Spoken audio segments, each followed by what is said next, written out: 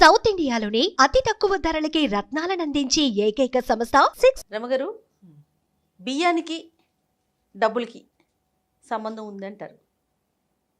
ఎలా రమ్మగారు? నాకు అసలు అర్థమే కాదు ఆ విషయం. అంటే బియ్య బస్తాకి బ్యాంక్ బ్యాలెన్స్కి అంతేనా? అంతే అంతే. జనరల్గా మన డబ్బులు అంటే అదే బియ్యమనా? ఇదే మన సంబంధం. అంటే మన డబ్బులు అంటే బ్యాంక్ బ్యాలెన్స్. అవును, అంతే కదా.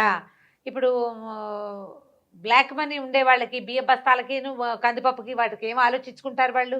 మనలాగా ఇలాగ వేతన జీవులు, జీతాల మీద ఉండేవాళ్ళు, చిన్న చిన్న బిజినెస్లు వాళ్ళు, మనందరికీ ఎలా ఉంటుందంటే ఎప్పుడు కాస్త బ్యాంకులో డబ్బులు ఉండాలి, గబుకున్న అవసరం అయితే ఎక్కడికైనా డెబిట్ కార్డు పెట్టుకోలేదు ఏదైనా కొనుక్కోవటానికి, అలా చూసుకుంటాం. అవును. సాధారణ వేతన జీవులందరి వ్యవహారం ఇలాగే ఉంటుంది. బ్యాంక్ బ్యాలెన్స్ ఉంటే ఒక ధైర్యం. కబుక్కుని ఏదైనా కొంప ఉనిపోతే, అనారోగ్యాలు వచ్చినా, ఏదైనా యాక్సిడెంట్లు అయినా, ఏదైనా అనుకోని ఖర్చు వచ్చినా, సడన్గా పెళ్ళిళ్ళు కుదిరినా, ఇల్లు ఏదైనా బేరానికి వచ్చి కొనుక్కోదలుచుకున్నా మనకు బ్యాలెన్స్ ఉండాలంటారు. దీనికి బియ్యానికి ఒక అవినాభావ సంబంధం ఉంటుంది. పాత రోజుల్లో చెప్పేవాళ్ళు చేయ. మనం బియ్యం కొలిచే పాత్రలు ఉంటాయి. మానిక, సోల, మానిక, మరకం, ఇట్లా. సోల అంటే మనకు ఒక గ్లాసు పడుతుంది కదా, సోల బియ్యపు సోల ఉంటుందా, పాల డబ్బా అంటాం మా వైపు. అంతే, పాల డబ్బా అంటే ఈ అమూల్ పాల డబ్బాలో గొల్లభా మార్కు డబ్బాలు వచ్చేవి. అది ఒక సోల కొలతకి వాడుకునేవాళ్ళు చిన్నప్పుడు. ఇప్పుడు స్టీల్ డబ్బాలు వచ్చినా గ్లాసును కూడా పాల డబ్బాడు అంటే మాకు అలవాటు. హార్లిక్ సీసాల కొలతలాగా మేము ఆ వైపు అంతా పాల డబ్బాడు అనే చెప్తాం. ఆ డబ్బా ఒక సోల. తర్వాత దానికంటే దానికి త్రిబుల్ ఉండేది మానిక, అంత ఉంటుంది. తవ్వ అంటారు, తవ్వెడు బియ్యం, అడ్డెడు తవ్వెడు, ఇలాంటి పాటలు చెప్తారు. అడ్డెడు బియ్యం, తవ్వెడు బియ్యం అని చెప్పుకుంటాం. ఇక్కడ నుంచి పెద్దది ఉంటుంది. ఈ డబ్బాతో 14 డబ్బాలు మరకం అంటారు, మానిక. కాదు రమ్మగారు, మామిడికాయ పచ్చడి చేసేటప్పుడు కొలుస్తారు, దాంతో కారం అని అట్లా మెజర్మెంట్స్కి వాడుకుంటాం. పెద్దది ఇది మరకం. ఇది ఒడ్లు కొలిచేది. సాధారణంగా బియ్యాలు కొలవరు, దాంతో ఒడ్లు కొలుస్తారు. ఎప్పుడు ఈ పాత్రని తిరగేసి పెట్టకూడదు అంటారు చెయ్య. తిరగపడకూడదు. బియ్యం కొలిచే డబ్బాని. అంటే బియ్యమే మన జీవితానికి ఆధారం. అన్నాత్ భవిష్యత్తు జీవాని అని అలాంటి ఒక వాక్యం ఉంది. అన్నం నుంచే జీవులు పుడతాయి. జీవం ఎక్కడి నుంచి పుడుతుంది? ఆహారం నుంచి. దేని నుంచి బతుకుతుంది అది? ఆహారంతో. మన ఆహారం ఏది? బియ్యం, అన్నం. దానికి ఆధారం బియ్యం. ఇప్పుడు ఒడ్లు ఉంటాయి. ఒడ్లు మనకి ధైర్యాన్ని ఇస్తాయి రైతులకి. ఒక పెద్ద గిడ్డంగి నిండా దీని నిండా ఏమంటారంటే అప్పుడు పోసుకునే వాళ్ళు పాతరలో ఒడ్లు ఉండేవి. తర్వాత ఏమో పురి కట్టేవాళ్ళు. పురి తెలుసా మీకు? తెలుసండి. ఇలా చుట్టూతా వడ్లతో గడ్డితో కట్టి లోపల ధాన్యం పోసుకునేవాళ్ళు. అది మనకి ధైర్యాన్ని ఇస్తుంది. 2 గంపలు, ఓ 10 బస్తాలు ఇవి ఉన్నాయి. వీటితోటి సంవత్సరం వెళ్ళిపోతుంది. అవసరమైతే 2 అమ్ముకుని ఖర్చుకు డబ్బులు తెచ్చుకోవచ్చు. మిగిలిన ఒడ్లు అన్నానికి లోటు లేదు. అన్నం ఉంటే చింతకాయ పచ్చడి వేసుకుని తింటాం. మెయిన్ ఉండాల్సింది బియ్యం కాదు, బేసిక్ థింగ్ అన్నమే కదా. అన్న వస్త్రాలు అంటాం. అన్నం ఒంటి మీద కట్టుకోవడానికి ఒక గుడ్డ, ఒక జత, ఒక మారు జత ఉంటే జీవితం ఎలాగైనా వెళ్ళిపోతుంది. సబ్బక్కర్లా, పాలక్కర్లా, కాఫీ అక్కర్లా. 3 పూట్ల అన్నం వండుకు తిన్నా బతికేస్తాం మనం. కాఫీ టీ లేకపోయినా బతుకుతాం. అన్నం లేనిదే బతకలేం కదా. కదా. అంత అత్యవసరమైన బియ్యము మనకి జీవితానికి అవసరమైన డబ్బుకి కొంత అవినాభావ సంబంధం ఉంది. ఈ మానికలు, మరకాలు తిరిగేస్తే లక్ష్మీదేవి ఉండనొల్లదు, వెళ్ళిపోతుంది అని చెప్తారు. వెళ్ళిపోతుంది, ఆవిడకి ఇష్టం ఉండదు. అది నిలువుగా పెట్టిందనుకో కొలవడానికి సిద్ధంగా ఉన్నట్టు. అంటే కొలిచేందుకు మన దగ్గర ఒక పదార్థం ఉన్నట్టు కదా. ఉన్నది అనే ఒక పాజిటివ్ వైబ్రేషన్ కోసం దాన్ని నిలబెట్టే ఉంచుకుంటాం బోర్లేయకుండా. బియ్య బస్తాని మొత్తానికి ఖాళీ చెయ్యం. అవును, అడుగుని కొంచెం బియ్యమైనా ఉంచుకుంటాం. మీ కొత్త బస్తా వచ్చేదాకా దీన్ని కదపకూడదు అనుకుంటాం. అంటే మనం బియ్యం పోసేటప్పుడు కూడా ఒకసారి డబ్బా బియ్యం కొలిచామనుకో, ఇలా అలవాటు చేసుకోండి. ఇది డబ్బు మిగిల్చే సాధనాల్లో ఇదొక సాధనం. పూర్వకాలం నుంచి వచ్చే అలవాటు. ఈ అలవాటు మనకి చాలా విషయాల మీద ఇంపోజ్ అవుతుంది. ఎలాగంటే చూడు, సింపుల్ విషయం చెప్తాను. నీకు చక్కగా టవల్ మడత పెట్టుకునే అలవాటు ఉంది. నీట్గా మడత పెట్టుకుంటావు, మడత పెట్టి పెడతావు. నువ్వు మడత పెట్టి పెట్టే నీ అలవాటు ఒక టవల్లోనే ఎందుకు ఉంటుంది? అన్నిటికీ ప్యాంటు మడతావు, చొక్కా మడతావు, దుప్పటి మడతావు, అన్నీ మడుస్తావు. అన్నీ నీకు చక్కగా ఉంటాయి. వెనక్కి దాచిపెట్టే అలవాటు ఒకదాని మీద ఉండదు. ఒకదాని మీద ఉంటే అన్నిటి మీద ఇంపోజ్ అవుతుంది. అందుకని బియ్యం సోలెడ్ పోసుకున్నాం అనుకో గిన్నెలో, ఒక చిటికి వెనక్కేసుకోవాలి. ఎప్పుడు కూడా కావాల్సిన డబ్బా ఇలా ఎత్తిపోల్చుకుని అలా గిన్నె పుచ్చుకొచ్చేయద్దు. కందిపప్పు 2 స్పూన్లు వేసావు, 2 చిన్న మనం ఇప్పుడు పెట్టుకుంటున్నాం కదా కప్పులు లాంటివి, మెజర్మెంట్స్ మెజర్మెంట్ కప్స్ వచ్చినాయి అన్నిట్లలోకి. ఆ కప్పు వేసుకునేటప్పుడు 4 గింజలు వెనక్కి వేయండి.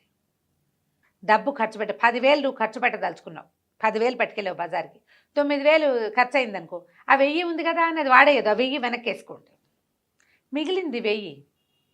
అర్థమవుతుంది కదా పాయింట్.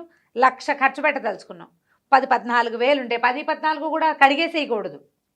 ఈ బియ్యాన్ని వెనక్కి వేసే ప్రాక్టీస్ ఉన్న వాళ్ళు అలా కడిగేయరు, వెనక్కి వేసుకుంటారు. ఇప్పుడు నీకు బియ్యం బస్తాకి డబ్బుకి సంబంధం ఉందా లేదా? 100%. ఎలా ఉంది? మొత్తం కడిగేయకూడదు, ఎప్పుడు ఫుల్గా ఖర్చు పెట్టద్దు, బియ్యం పూర్తిగా వాడద్దు. 4 మెతుకులు తక్కువైతే ఏమీ నష్టం లేదు, ఇంకో బిళ్ళ పెరుగు ఎక్కువ వేసుకుంటాం, ఇంకో గరిటె పులుసు ఎక్కువ వేసుకుంటాం, ఇంకో 2 ముక్కలు కూర వేసుకుంటాం అన్నానికి బదులుగా. ఇట్లా బియ్యాన్ని కనుక మనం జాగ్రత్తగా వాడితే డబ్బు జాగ్రత్తగా వాడడం మనకి చాతొస్తుంది, ఆ ప్రాక్టీస్ అవుతుంది. పూర్వం ఏం చేసేవాళ్ళు అంటే ఏదైనా వస్తువులకి మారకారికి బియ్యమే ఇచ్చేవాళ్ళు, కొసరి తీసుకునేవాళ్ళు. అప్పుడు మనకేంటంటే మారకపు వస్తువుగా బియ్యమో ఒడ్లో ధాన్యమే ఉండేవి. అందుకని ధాన్యానికి డబ్బుకి సంబంధం ఉందని చెప్పేవాళ్ళు. ఎప్పుడు బియ్య బస్తాన్ని ఎక్కడ పడితే అక్కడ పెడతావా నువ్వు? తడి పొడి లేకుండా కొంచెం శుభ్రంగా ఉంచుకోవాలి. ఏ చేయి పెడితే ఆ చేయి పెట్టవు, దాని మీద కూర్చోకూడదు, దాన్ని కాలుతో తన్నకూడదు. అదే కదా మన బతుకు. డబ్బును కూడా సేమ్ డిట్టో చూడు, నువ్వు అలాగే చేస్తావు. అందుకని బియ్యం తీసుకునేటప్పుడు ఎవరా కింద మీద పోసేసేయద్దు, అన్నం వృధా చెయ్యొద్దు, పారేసేది వారేయి. ఒకవేళ నువ్వు మిగిలిపోతే కుక్కకైనా పెట్టు, డస్ట్బిన్లో పడైపోక. మనం ఎక్స్ట్రా వండద్దు అని ఎన్నిసార్లు చెప్పాం. అవును, పురాతన కాలపు పద్ధతిలో ఒక మనిషికి అన్నం ఎక్స్ట్రా వండి పెట్టేవాళ్ళు పాత రోజులు, నేను ఒప్పుకుంటా, ఉండేవాళ్ళు. ఎవరైనా వస్తే వెతుక్కునే పని లేకుండా. అది ఏనాడు చెప్పారు? మనం స్టవ్ వెలిగించుకునే అవకాశం లేని రోజుల్లో చెప్పబడింది. ఎవరైనా వస్తే వెతుకునేలాగా ఉండకూడదు, మా అమ్మలు నేర్పించారు, అమ్మమ్మలు నేర్పించారని కథలు మాత్రం ఈ రోజున చెప్పద్దమ్మా దయచేసి. అసలు ఈ రోజులకి అవి పనికిరావు. పాత రోజుల్లో చీకట్లో పొయ్యి వెలిగించుకోవటము, వాన వంగుడు వస్తే పొయ్యి అంటుకునేది కాదు, అగ్గి పుల్లలు ఉండేవి కాదు. పైగా రాత్రి మిగిలిన అన్నం తెల్లవారి పనిలోకి వెళ్ళేవాళ్ళు తినేసే రోజు అది. ఇప్పుడు నువ్వు తినవు, నీకు చక్కగా లైట్లు ఉన్నాయి, వెళ్తురుంది, అన్నీ ఉన్నాయి, క్షణాల్లో టిక్కు అనిపిస్తే స్టవ్ వెలిగిపోతుంది, అవి 10 నిమిషాల సమయం ఇస్తే కుక్కర్ దిగిపోతుంది. మన అమ్మమ్మ నాటి విధానాన్ని మనం ఇవాళ ఎందుకు పాటించాలి? దానికోసం నువ్వు వస్తువు ఎందుకు వృధా చేస్తావు? నువ్వు వృధా చేసే వస్తువు డబ్బు కాదు, ఊరికే వచ్చినాయి బియ్యం. 50కి 50 రూపాయలు పెట్టందే వస్తుందా కిలో? ఆ మాత్రం అన్నం పోయిన రూపాయలు పారేసినట్టు కాదా జయ? అవునండి, అవును కదా. పారేయద్దు, పారేయకుండా ఉండడానికి ప్రయత్నం చెయ్యండి. రాత్రన్నం పొద్దుటికి నువ్వు కడుపుతో ఉంటే తినలేవు, నువ్వు బాలింత అయితే తినలేవు, నీకు ఏ నడ్డు నొప్పో ఉంటే తినలేవు, ఏ జ్వరం ఒళ్ళు వెచ్చగా ఉండి జలుబు చేస్తే తినకూడదు, ఒళ్ళు వచ్చేస్తుందేమో అదో భయం, డైటింగ్లో ఉంటే తినవు, పిల్లలకి పెట్టవు, అతను తిండు, ఏం చేయాలి? పారేయాలి. అదే కాదు, పారేయద్దు, తగ్గించండి. అన్నం తక్కువ, అన్నం లేదు, కబుకొని చుట్టం వచ్చాడు, 2 చపాతీలు చేసి పెట్టు, కాస్త పెరుగు పచ్చడి చేయి, 5 నిమిషాల్లో అయిపోయే పని. ఇలా పొద్దుటికి ఎత్తుక్కున్నట్టు ఉండకూడదు. ఎవరైనా ఎవరొస్తున్నారు ఇప్పుడు ఈ రోజుల్లో చేయకుండా వచ్చే గెస్ట్ ఎవరండి? గెస్టే లేరు. కాబట్టి ఈ పురాతన భావాలకి స్వస్తి చెప్పండి. బియ్యానికి మన బ్యాంక్ బ్యాలెన్స్కి అవినాభావ సంబంధం ఉంది, డబ్బు బియ్యం ఒకటే అని చెప్పిన పెద్దవాళ్ళ మాట నిజం చేయండి, జాగ్రత్తగా ఉండి. తప్పకుండా ముందు పిల్లలకు కూడా నేర్పించాలి. మనం చేస్తూ ఉంటే వాళ్ళు ఫాలో అవుతారు. వేస్ట్ చేయదు, అంత అన్నం ఉంటుంది, నాకు చాలంటే నాకు చాలంటారు. ఆ కాస్త సర్ది 4 కంచాల్లోకి పెట్టేసేయండి. ఒప్పుకోరు చాలా మంది. నాకు సరిపోయింది, నేను చచ్చిన తిని, కావాలంటే నువ్వు తినంటారు. పారేయకూడదు, భార్యను తినమంటారు. మగవాళ్ళకు కూడా ఇది పాఠమే, తినేసేయాలి, ఖర్చు పెట్టేసేయాలి. పోనీ నా మెథడ్ ఇంకోటి ఉంది, నేను చేస్తాను ఇట్లా. రాత్రి నుంచి పొద్దుటికి అయినా సరే, పొద్దు నుంచి రాత్రికి అంతే అన్నం ఉందనుకో, వీళ్ళు 3 నాకు చాలన్నారనుకో, నేను ఎక్స్ట్రా అన్నం తినలేను, నాకు సూట్ కాదు కూడా. నేనేం చేస్తానంటే అన్ని పాలు పోసి ఒక చిన్న పావు చెంచా పెరిగేసి పక్కన పెడతాను, తోడు పెట్టేస్తాను అన్నం, అది పెరుగన్నంగా తినేస్తారు. ఇది మాత్రం ఖచ్చితంగా చేస్తూనే ఉంటాను నేను. ఇప్పుడు అంత ఉంటే చెయ్యను, ఇంతే ఉంటే ఖచ్చితంగా ఒక మనిషికి సరిపడా పెరుగన్నాన్ని పాలు పోసి తోడు పెట్టి పెట్టేస్తాను. అది వర్షాకాలం, ఎండాకాలం, శీతాకాలం ఏమీ ఆలోచించే పని లేదు. ఒక్క శనివారాలే నేను రాత్రి పదార్థాలు తిన్ను, శనివారం ఒక పొద్దుంటాను నేను, రాత్రిటివి తిన్ను నేను పొరపాటును కూడా. ఇది మాత్రం తోడు పెట్టిన అన్నం పనికి వస్తుంది, నేనైనా తినేస్తా, ఎవరికైనా పెట్టేస్తా. అది బ్రేక్ఫాస్ట్గా తినేసి స్టూడియో కూడా వచ్చేస్తాను నేను.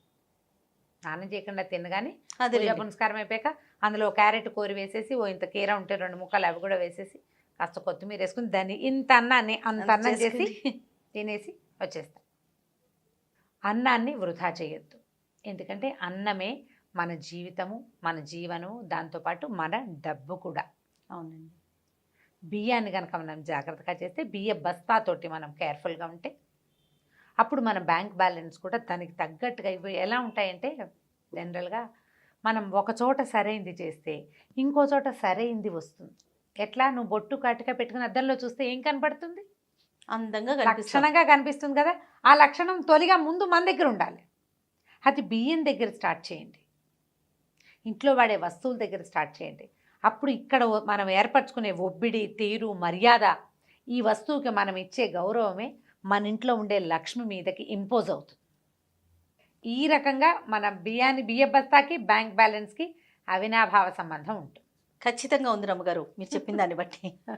రైట్.